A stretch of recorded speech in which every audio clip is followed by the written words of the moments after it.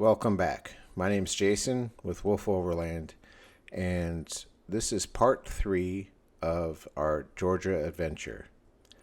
So we started out from the last video at the end of Popcorn Creek Trail, and now we are headed into Clayton, Georgia, and then up past the entrance to Charlie's Creek to Chestnut Mountain. Left onto Coleman River Road. You're going to take a left right here onto 54. Forest Road 54. And then we're going to hang another left up here shortly. This is part of the Georgia Traverse.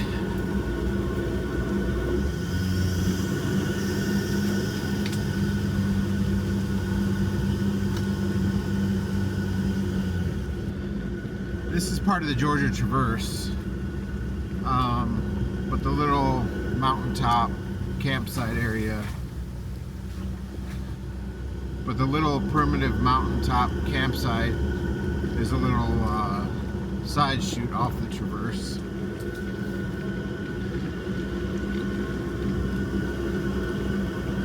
We shall see.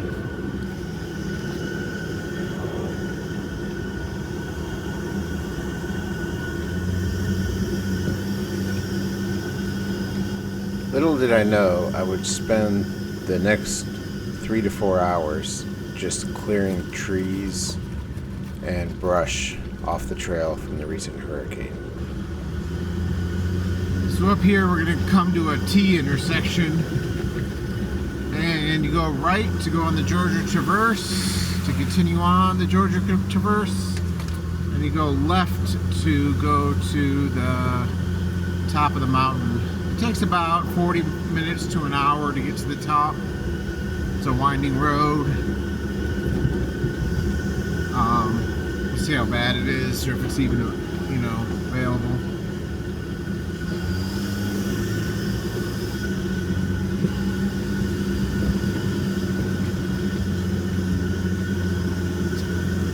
This is the intersection.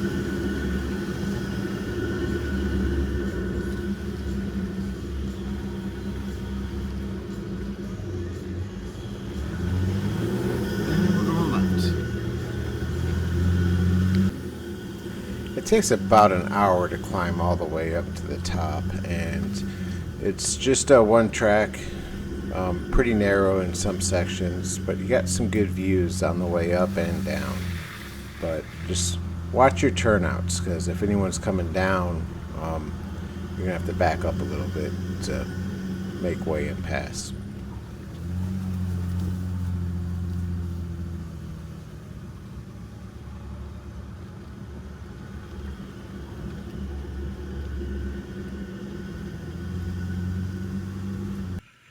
Alright, well, as you can see in the background,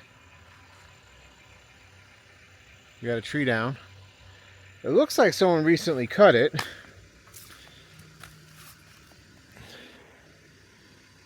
So see, it looks like someone recently cut it, and then they cut it again right about there.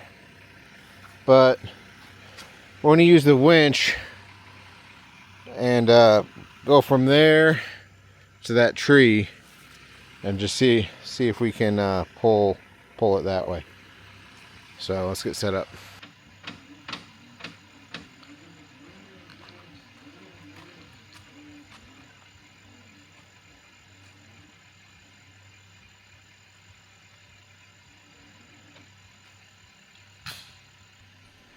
It's a great idea to have a little storage box up on your roof for your winch and recovery and snatch blocks and kinetic ropes. You may not be able to access the back of your vehicle, and sometimes you're not even able to get out of your vehicle if you're stuck in a mud pit or a water hole, and someone can easily jump up top and grab your recovery stuff and help you out. So having the weight up there isn't always the best for off-roading, but it's extremely easy to access that stuff while you're doing a recovery or a winch pull.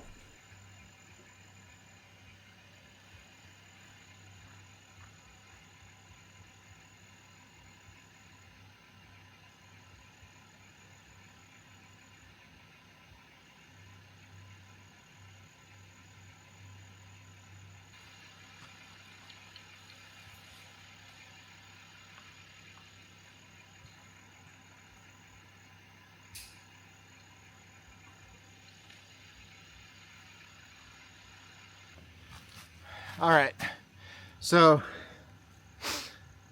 I got to go into a, all right, I'm going to a snatch block right here. Let's pull the tree.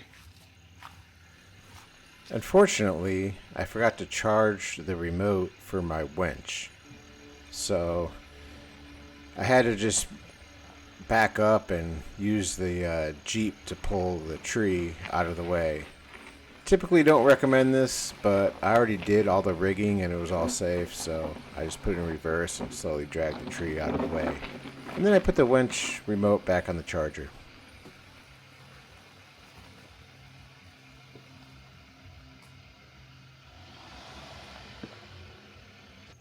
Charge your wireless remote for your winch, because mine died. Well guys, I've been clearing trees as I've been going up, and I winched over one. I cleared 2 trees off the road, but then I came across 2 big trees that fell on top of each other, and it's just too sketchy for me to do by myself. If I had someone else here, I'd feel confident in doing it. I know Steve and I, we've cleared bigger trees, you know, than this, but it complicates things when you got multiple trees falling on top of each other. So, and I don't know what's behind this. I'm not even to the that clearing where the gate is up there. Yeah, you can probably drive under it, but the other side has limbs hanging down that will scrape your roof and could shift that top tree and disturb it and cause it to fall on you. And those trees are heavy, man. That's like solid wood, dude. Well, I made it past that tree and then many other trees, but it started raining. There's just supposed to be one little cloud going over, and then it's supposed to be clear all night. But well, for Georgia, it's pretty high elevation, but I'm at, let's see here, I'm at 5,020 feet. There are way more trees down to get to the very top of that one campsite that I always stay at. I've never stayed at this one, but it's good enough for 1 to 2 people, 1 to 2 vehicles. It's kind of the backup one if someone's up at the other top one. There's pretty much 3 campsites up here. There's the one on the top, there's this one over here, which you can kind of see from the top, and then there's one, a little one down the road a little bit. It's about 4 o'clock. I'm tired, man. I've been chopping down trees. Went through 2 chainsaw batteries. I'm glad I bought 2 of the batteries for my DeWalt chainsaw, because I could just swap them off the charger as I need them. I also have a spare blade back there too if I mess the chain up. My shoulder, after that rotator cuff surgery, my shoulder still isn't 100%, so I'm not trying to overdo it. I'm using my right arm. The doctor said it would be about a year before I'm 100%. But it feels, I mean, it's sore, but it's healing. It's definitely a lot better than right after the surgery. Well guys, I'm just rambling, but that's my view right now.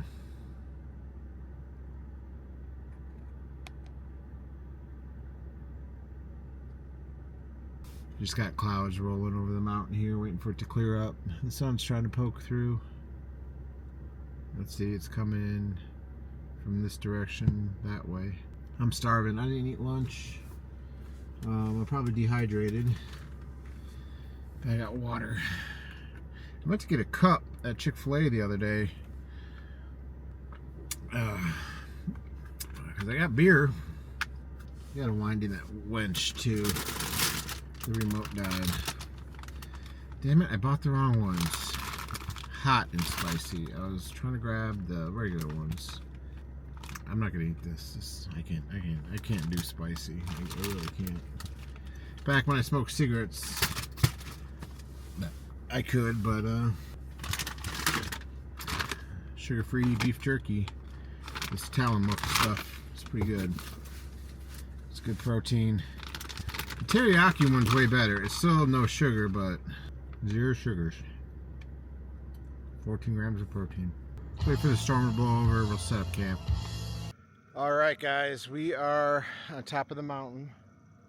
Let me show you a view over here. We got the new diesel heater. I'm letting it do its first break-in cycle. Let it run on high for a good 20 minutes. Needs to burn in. We got to run the winch line back up in there. I got this view.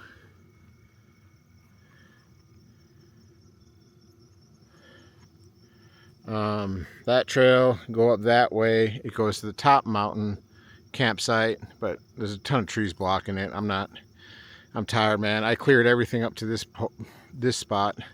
You go left, that's the way down to Clayton.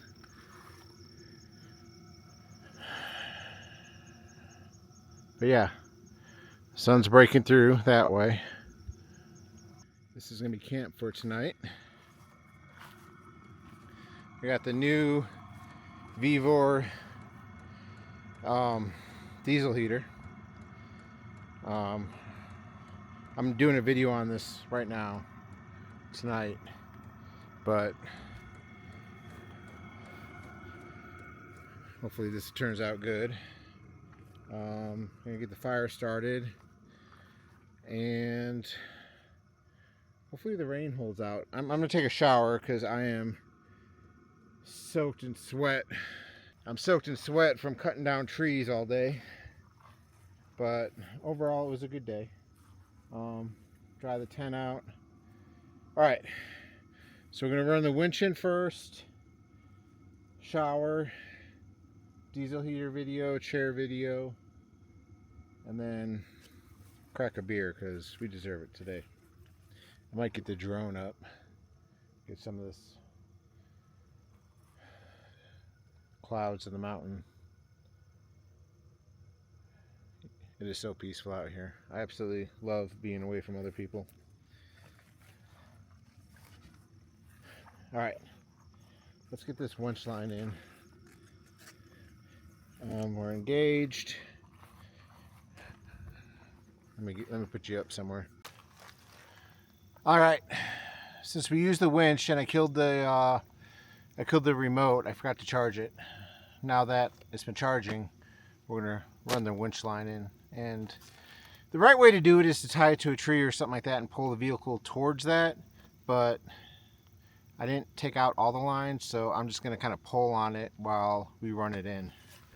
Before you ask, I'm wearing rubber gloves because I do have a pack of gloves in the back, and setting up the fire pit always gets my hands full of charcoal, so I just wear the gloves. And they also come in handy for cooking. You don't get your hands all greasy with food on them. And being a full-time Honda mechanic, used to wearing them all the time anyway, so I kind of forget I have them on. I have a Smitty-built waterproof winch. It's 12,000 pounds, and it is a great winch. I ran the same one on my Tundra.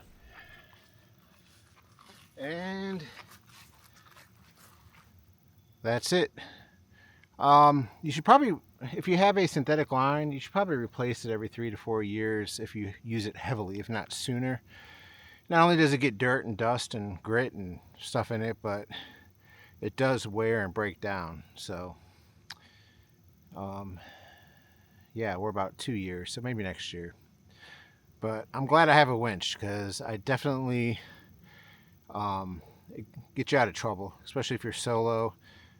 Especially helpful with trees, moving them out of the way. It's safer, and if you ever get stuck, it's such a controlled recovery. So easy to start a fire with these. I can fit like 6 of these in a little spot, so I like doing that. When the garbage bag isn't in the trasharoo during camp, I kind of hang it by that rotor packs up there. It's easier to not pull that flap up. It's just easier. And then at night, I put it inside the alu cab, close the door. You don't have to worry about the scent or any kind of animal getting into it.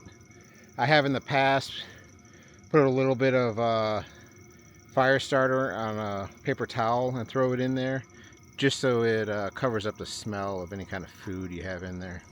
I absolutely love this pop-up fire pit. The trick with this is to not burn any plastic in it. It makes a mess. So burn paper only. I'm gonna take a shower. I don't think you guys want to see that.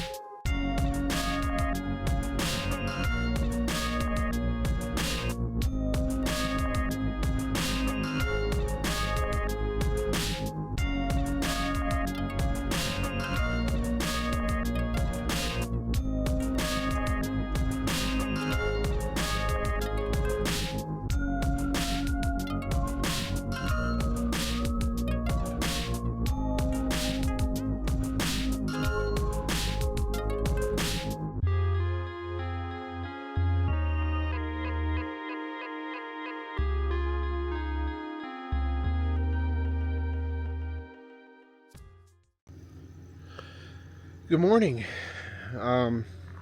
Slept pretty good last night, but check out this sunrise over the mountains back there. Yeah, fog rolling in. Woke up to that. Pretty cool. Well, I'm gonna pack up, head down the mountain. It's gonna be a little bit quicker going down than it was coming up because I obviously cleared all the trees in the way. So let's get to it, guys. Alright guys, let's clean up camp.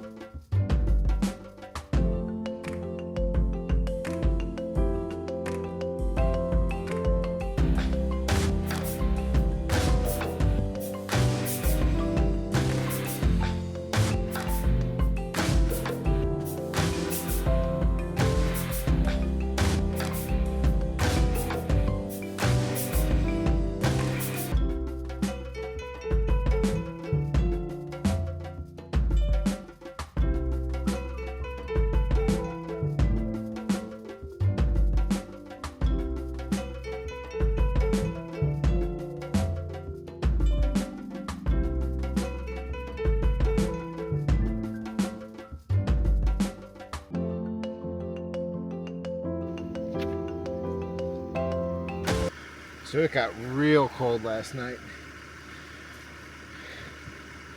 Glad I got that diesel heater. I probably had a quarter of a tank left after 2 nights, and I ran it long last night, but it probably dropped into the upper 40s last night, so glad I had the diesel heater. Definitely made things more comfortable. Alright, so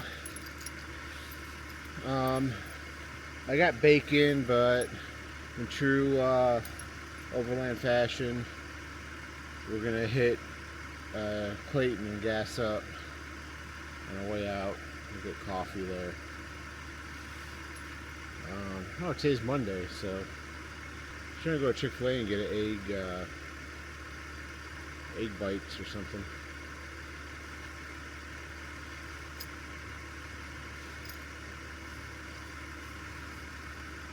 So pretty out here. I get the solo thing, traveling solo, but end of the day, I do miss hanging out with friends, and obviously I do miss James hanging around with me. So we'll definitely be coming back up here. I'd have to say, after all of this, Popcorn Creek trail was probably the hardest trail. Charlie's Creek got a little fun at one section. It has some off camber like holes in the ground, but there's a couple of obstacles on Popcorn Creek. Was the probably the most difficult trail out here, besides walking stick. But I don't have time today, so I owe Steve that, so we're gonna come back. Thanks for watching, guys.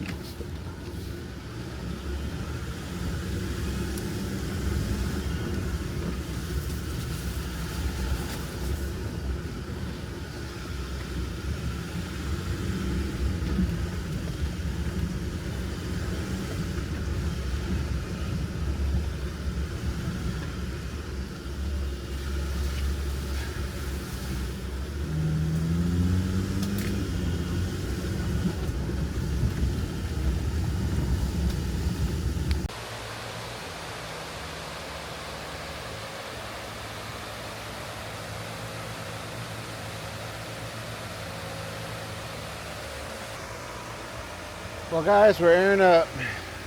Gonna hit downtown Clayton after we pull on out of here and gas up, get a little breakfast, and head on home. Should be home by noon. Not that bad of a drive, about 3 hours. So, thanks for watching. Please like and subscribe, show YouTube love, and we'll see you in the next video, guys. Bye.